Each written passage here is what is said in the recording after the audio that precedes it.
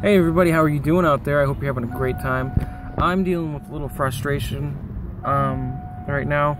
This morning I was on my way to work and, well, I was a little delayed. I was delayed about 15-20 minutes. I got to work, well, okay, so I was delayed about a total of 40 minutes, and I was really paying attention to how I was reacting physically. You know, my blood starts pumping, my adrenaline starts kicking, and I get a little upset and frustrated, and I pay attention to how that affects me today. There were just a number of circumstances today that have pushed me behind. One is this ringing, dinging little sound you see here where it says, I don't know if you can see that. Hopefully you can. If you can, let's see. I don't know. Well, if you look here somewhere, I'm going to do a couple different angles. And this might make you dizzy. Just bear with me. It's okay. So anyways, my car is telling me that I stole my car. So I have a 97 Chevy Cavalier, and this isn't the first time this problem has happened, but this is the time that's I'm supposed to be doing something right now. I'm supposed to be on my way to give a presentation, and so I can't do that while I have the step systems. So it turns on 1, maybe 2, up to 3 seconds. 3 seconds is like, oh yes, we got it, and then it dies. It's killing itself. I don't know if it's a fuse or what it is, but whatever, that's not the point. Either way, I'm gonna kind of pay attention to see if the theft system light kicks back on, and I mean off. And if it does, then by the grace I'll get there. If not, I want to now take the time to kind of give a layman's presentation of what I was going to give earlier. So basically, my name is Andrew. I'm a certified dementia practitioner, and I represent the highest level of education and the highest standard of education for dementia. Well, for dementia practitioners, one, but also for people who are caregivers. I have been a caregiver for 4 years myself, and I have been a CNA, a certified nursing assistant in Indiana, and that has led me to a number of different experiences, one primarily being working in nursing home environments with a staff ratio never less than 1 to 16. I don't think I've ever worked well, maybe once or twice I worked a 1 to 12 ratio. In my opinion, it should never get higher than a 1 to 12 ratio.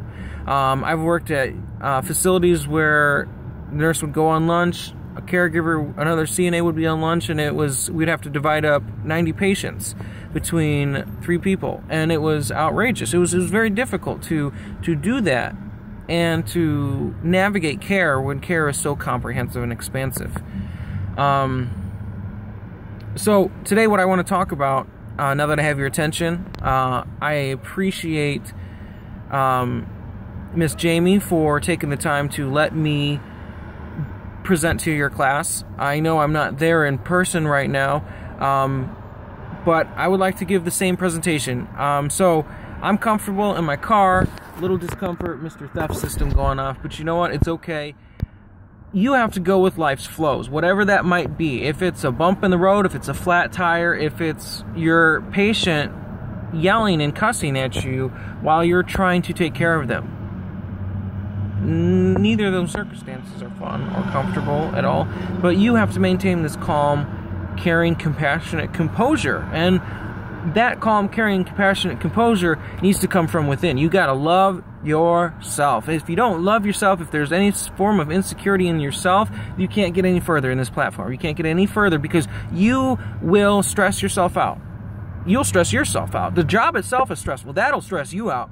But if you're already taking care of yourself in a productive, responsible, respectful, gracious, non-judgmental, loving way, then you're halfway there. Okay? So that's what I'm here to talk about. I'm here to talk about this concept called mindfulness meditation.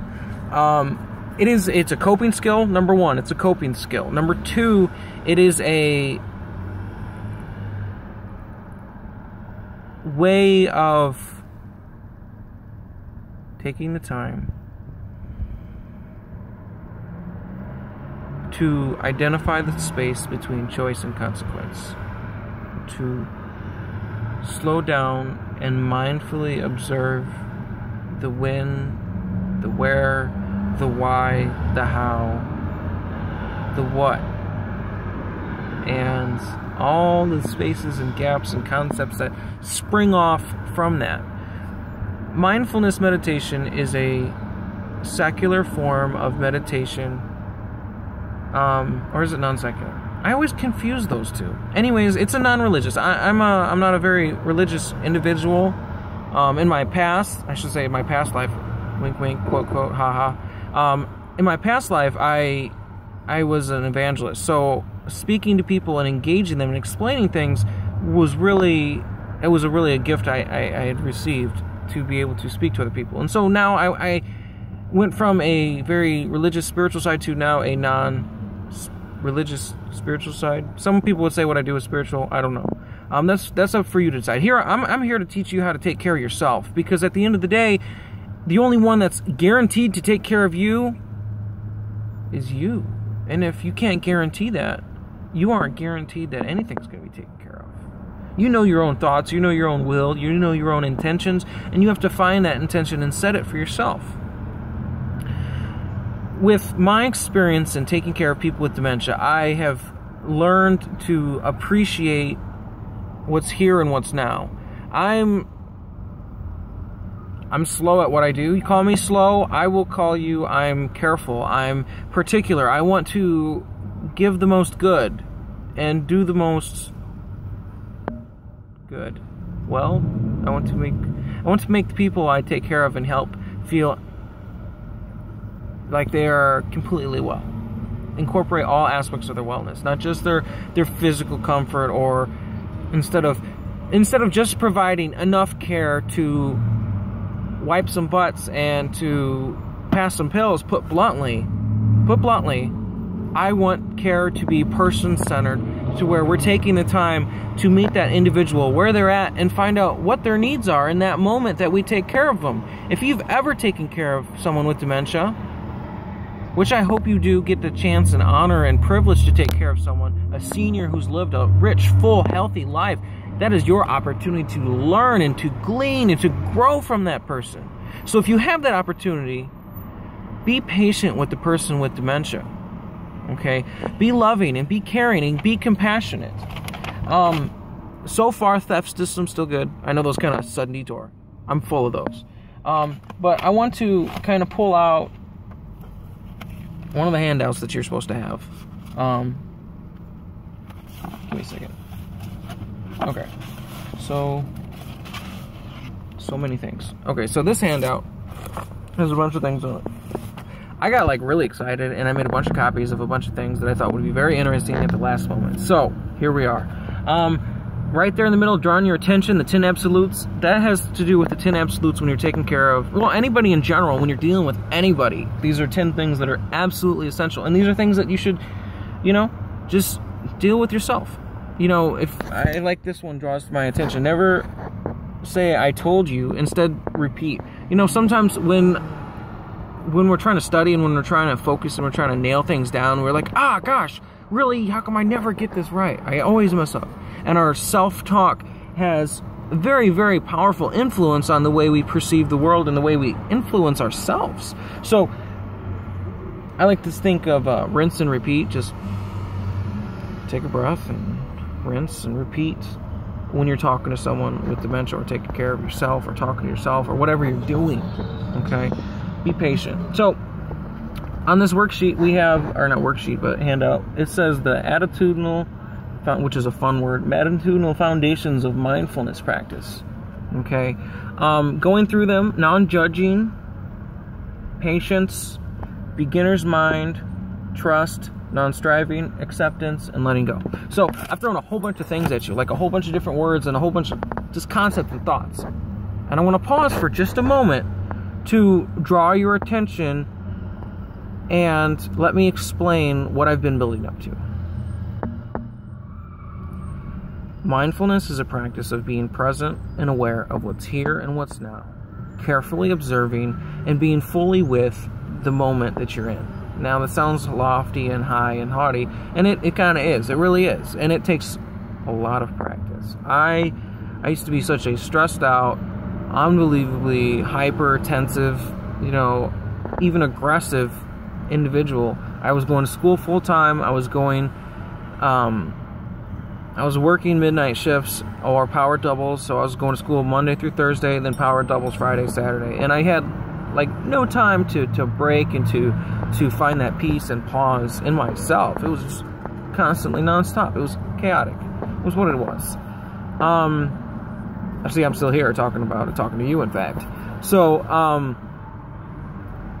the moments of stress that I was in, I didn't really have any coping skills. I didn't have any coping strategies. I had been taking medication for what they had diagnosed me as bipolar. They said I was bipolar since I was like 14. Oh, you know what?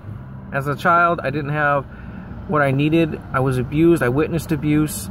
It massively influenced who I was, changed who it had a profound impact on who I am now as an advocate against abuse and someone who can say, look, there's hope. You're not alone. You know, you're not alone. And reaching down and connecting with people. Mindfulness has taken this person who was in a shell, in a room, scared of his own mind, scared of his own thoughts, and fearful. Man, I used to have panic attacks at Walmart, panic attacks when I go to the store and the supermarket. Well, what happens? I start getting kind of fidgety and nervous because there's so many people and so many sounds and something. Oh shoot! Someone dropped a can or something, and then next thing I know, I'm getting more and more worked up, and I find myself trapped and confused and bewildered, and the lights seem brighter and the sounds seem louder, and next thing I know, my heart's pounding, and I can hear my heart pounding, and my palms are all sweaty, and I'm well into a panic attack, and it took a good foothold in me for a long period of my life. And so I would go to therapy, and nothing was really helping. I mean, therapy helped. Don't ever let me say that it didn't help. It did. Even when there was times when I don't even remember going to it or doing it, even when I was younger, it had an influence because it still is influencing who I am now today. Mindfulness teaches us not to judge the past from the present, and the present from the future, and the future from the past. We have to learn to be with the moment of the here and the now. And how do we get there? How do we become present? How do we become mindful? How do we captivate the attention of the world of ourselves? When we look in the mirror, 1,000 thoughts pop up. Are you okay with looking at yourself in a mirror for 5 to 10 minutes and just looking and not doing your makeup, not doing your hair, not doing anything except observing and breathing and paying attention to the thoughts that arise and paying attention to yourself and just beginning not to judge and beginning not to try to change. Mindfulness meditation is a practice of sitting down in a comfortable, relaxed, genuine position where you're at comfort. You're not going to fall asleep. Most of the time, legs are crossed, or you're in a seated chair position with a fairly erect spine. So you're kind of vigilant. You're in control of your posture, but at the same time, you're not collapsed under the weight of your posture. You're feeling the natural ebb and flow. So sometimes you elevate your coccyx a little bit, so you're up a little higher. So if you're sitting down, maybe sitting on a sweater on your tailbone, so you're just a little elevated for comfort. And so, if you will, join me just for a moment. We're going to do a quick meditation, let's do a 1-minute meditation, and then we'll talk about it. So,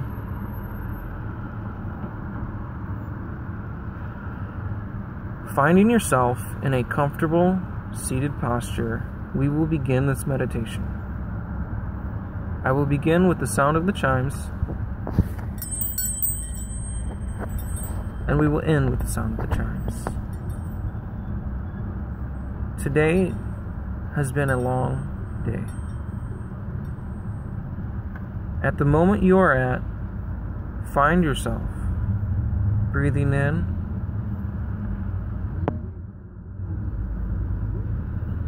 and discover yourself breathing out, drawing breath as if for the first time. On the inhale, noticing the rise of the chest. On the exhale, observing the relaxation in the abdomen. Breathing in, awareness of self. Breathing out. So, quick minute, very simple, very straightforward. You do that for an average of 5 to 10 minutes, and you will eventually it'll get better, and you'll be able to do it more often. But this is something that's so critical. What do you as nurses do a lot of? You do it all the time. Anytime you're about to do a procedure, after a procedure, what do? You wash your hands. You wash your hands a lot.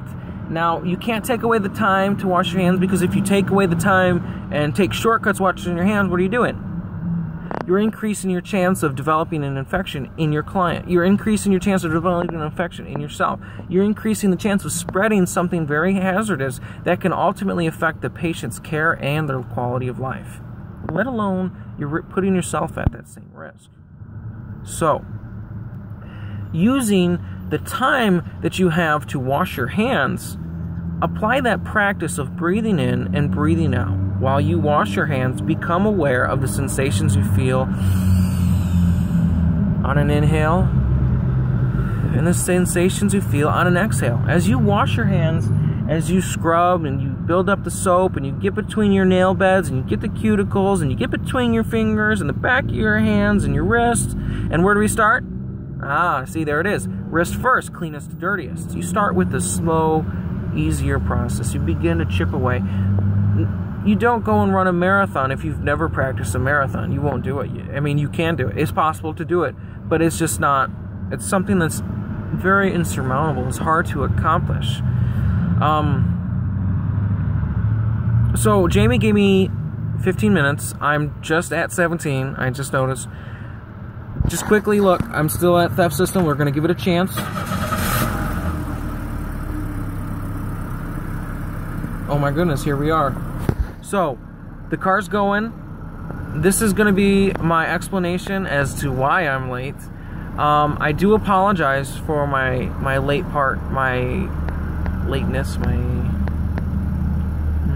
tardiness. We'll call it tardiness. And I'm going to head there now to see you guys. Thank you so much for the privilege and honor to speak with you, to challenge you. I encourage you to reach out to yourself and to begin to listen to your own thoughts, listen to your own breath, listen to your own body. And as you begin that process of checking in with yourself, you'll be able to check in with the world around you. And that's something that is so vital and so critical these days. Sometimes we just, ain't nobody got time for that. Have a beautiful day.